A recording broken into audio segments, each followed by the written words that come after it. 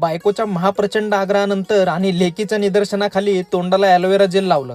नंतर लेक अशी नाचून दाखवत होती आणि मी पण असं काहीतरी केलं. नंतर लेकीने छान छान गंध उघडला आणि आम्ही बाप लेकीने असा छान छान गंध लावला आणि प्रभू श्रीरामांना नमस्कार करून श्री रामचरितमानस वाचायला घेतलं.